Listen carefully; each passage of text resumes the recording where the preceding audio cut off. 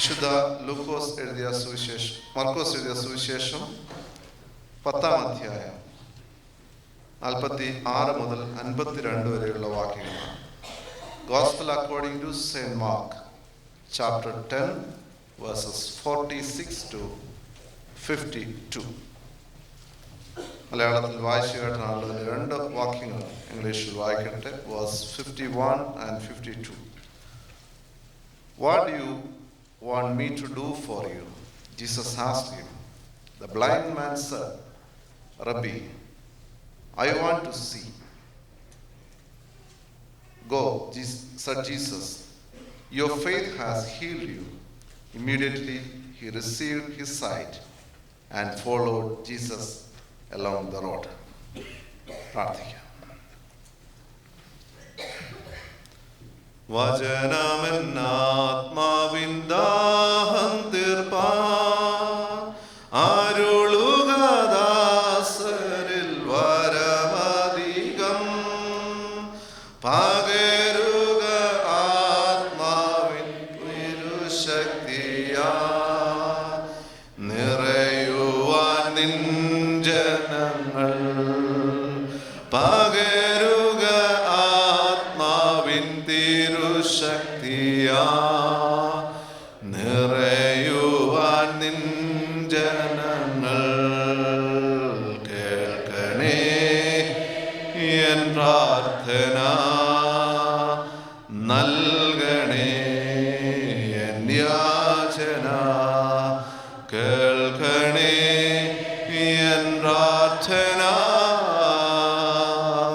നൽകണേ എൻ യാചന.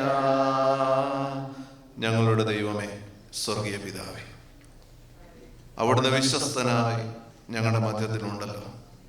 ഞങ്ങളോട് ദിനംതോറും ഇടപെടുന്നല്ലോ, സംസാരിക്കുന്നല്ലോ. ദിവ്യമായ ശബ്ദം കേൾക്കാൻ ഇന്ന് പകൽക്കാലവും ഞങ്ങളെ സഹായിക്കണം. കർത്താവെ, അവിടുത്തെ സാന്നിധ്യത്താൽ ഞങ്ങളെ നിറച്ചുകൊള്ളണം.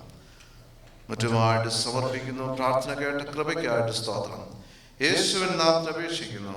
കൃപയോടെ കേൾക്കണമേ. ആമേൻ.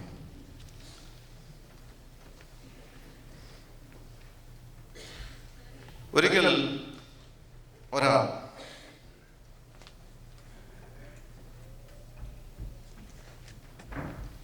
മറ്റൊരാളെ കണ്ടുമുട്ടുകയാണ്.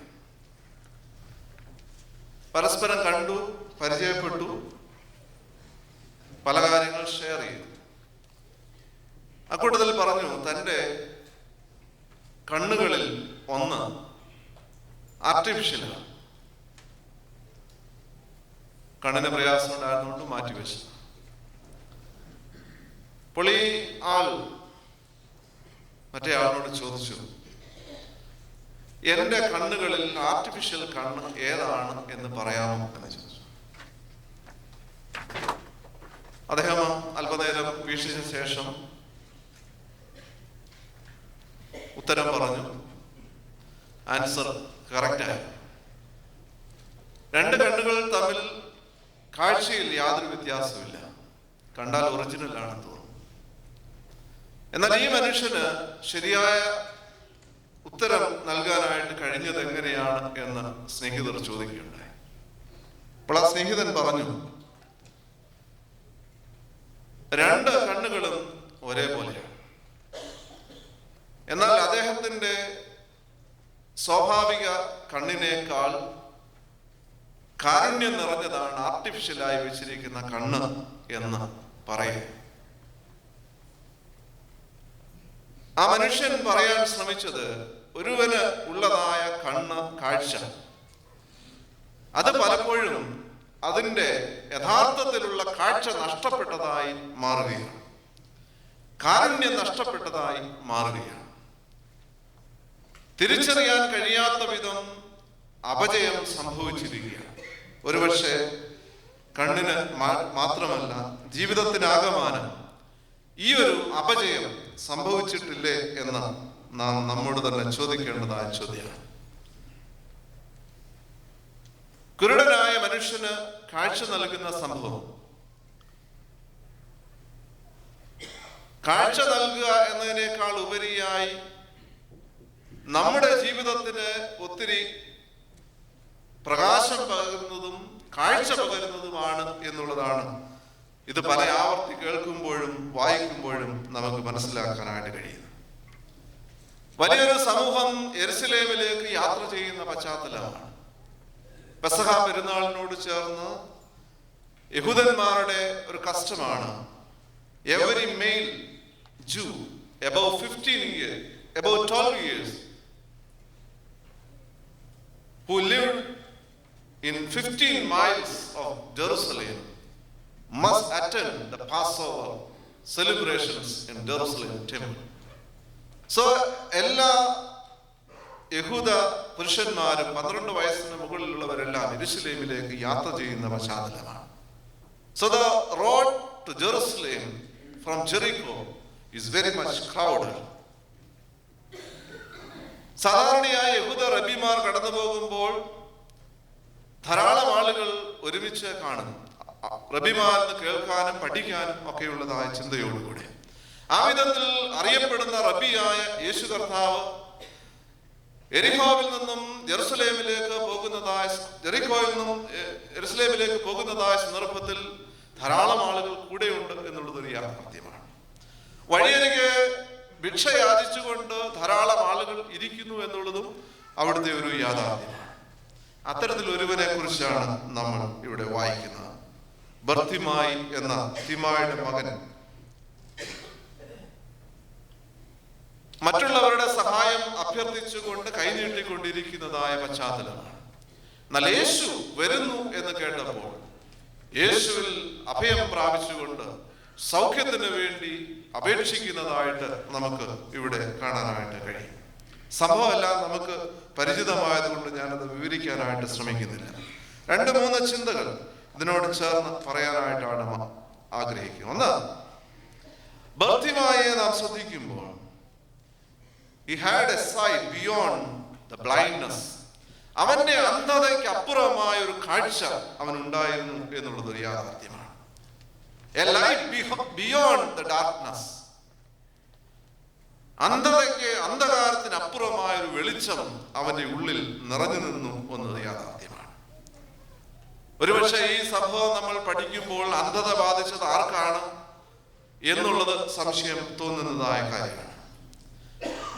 യേശുവേ ദാവീദ് പുത്ര എന്ന് വിളിച്ചപേക്ഷിക്കുമ്പോൾ നിശബ്ദനായിരിക്കാനായിട്ട് കൂടെയുള്ള ആളുകൾ പറയുന്നുണ്ട്. യേശുവിന്റെ അടുക്കൽ വരുവാൻ ഒരുപക്ഷെ അവന് യോഗ്യത ഇല്ല എന്നുള്ളതാകാം അവരുടെ കണക്കുകൂട്ടൽ. അല്ലെങ്കിൽ ഈ യാത്രയിൽ യേശുവിന് ഒരു തടസ്സമായിട്ട് അവൻ തീർന്നേക്കാം. അതുമല്ല, ഈ ബ്ലൈൻഡായ മനുഷ്യനെ കാണുന്നതിനേക്കാൾ ഉപരിയായി യെരുശലേമിൽ ചെന്ന് അധികമായ കാര്യങ്ങൾ, വലിയ കാര്യങ്ങൾ യേശുവിന് ചെയ്യാനുണ്ട് എന്നുള്ളതായ ചിന്തയാകാം അവരെ അങ്ങനെ പ്രേരിപ്പിച്ചത്. ശബ്ദമുയർത്തി യേശുവിനെ വിളിച്ചപേക്ഷിക്കുന്നവനെ നിശബ്ദനാക്കാൻ ശ്രമിക്കുന്നതായ ഒരു സമൂഹം, നിലവിളിക്കുന്നവനെ അടിച്ചമർത്താൻ വിമുഖത കാട്ടാത്തതായുള്ള സമൂഹം. അതുകൊണ്ട് ഈ സമൂഹത്തിൽ അന്ധത ബാധിച്ചത് ഈ സമൂഹത്തിനാണോ, ഈ കുരുടനായ മനുഷ്യനാണോ എന്നുള്ളത് ഒരു ചോദ്യമാണ്.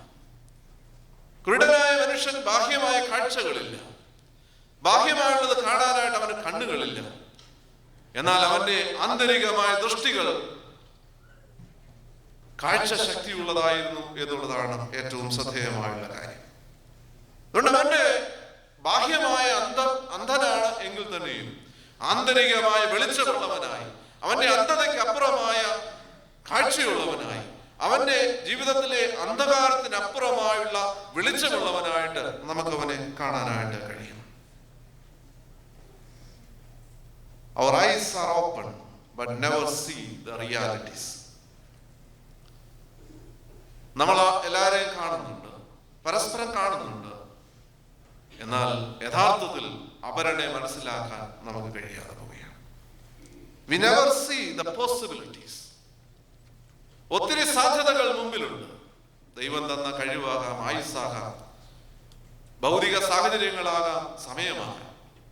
സാധ്യതകൾ കാണാൻ കഴിയാതെ പോവുകയാണ്. We fail to see the cry of others. മറ്റുള്ളവരുടെ കരച്ചിൽ കേൾക്കാൻ, നിലവിളി കേൾക്കാൻ നാം മറന്നു പോവുകയാണ്. We fail to see things we can do. നമുക്ക് ചെയ്യാൻ കഴിയുന്നതായ കാര്യങ്ങൾ പലപ്പോഴും ചെയ്യാൻ കഴിയാതെ പോവുകയാണ്. ഈ സമൂഹത്തെ പോലെ പലപ്പോഴും നമ്മളായി തീരുകയാണ്.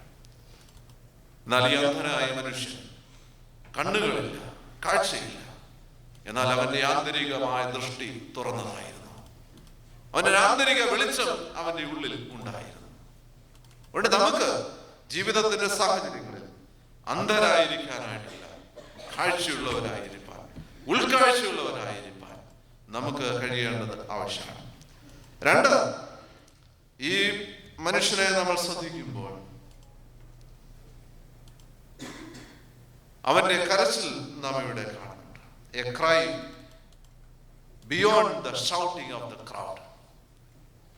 ഈ പുരുഷാരം പോകുമ്പോൾ അതിന്റെ ആരവാരവും അതിന്റെ ആക്രോശങ്ങളെല്ലാം ഉണ്ട്. എന്നാൽ ആൾക്കൂട്ടത്തിന്റെ ആരവാരത്തിനും ആക്രോശങ്ങൾക്കും അപ്പുറമായുള്ള ഒരു നിലവിളി നമുക്കിവിടെ കാണാനായിട്ട് കഴിയും. ഒരു സിംഗിൾ പേഴ്സൺ ആണെങ്കിലും അവന്റെ നിലവിളി കേൾക്കുവാൻ യേശുവിന് കഴിയുന്നുണ്ട്. വിലയും നിലയും ഇല്ലാത്തവന്റെ നിലവിളി, വിലയും നിലയും ഇല്ലാത്തവന്റെ നിലവിളിക്ക് വില കൽപ്പിക്കാത്ത സമൂഹമാണ്.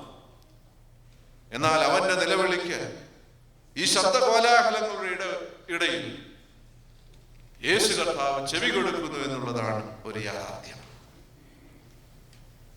ആത്മാർത്ഥതയോടുകൂടെ നിലവിളിക്കുന്നവന് മറുപടി നൽകുന്നതായ ദൈവം. യേശു കർത്താവിനോട് ചോദിക്കുകയാണ്, what do you want me to do for you? ഞാൻ നിനക്ക് എന്ത് ചെയ്തു തരണം? അവന് ആവശ്യപ്പെടാൻ ഒന്നേ ഉണ്ടായതുള്ളൂ, എനിക്ക് കാഴ്ച വേണം. നിലവിളി കേട്ട് കർത്താവ് അവന് കാഴ്ച നൽകുന്നു എന്ന് നമുക്ക് കാണാനായിട്ട്. സമൂഹത്തിന് അവന്റെ നിലവിളി കേൾക്കാൻ കഴിഞ്ഞില്ല, കാണാൻ കഴിഞ്ഞില്ല. സമൂഹത്തിന് യേശുവിനെ മനസ്സിലാക്കാൻ കഴിഞ്ഞില്ല. അവര് പറയുന്നു നസ്രയനാണ് എന്ന് പറയും.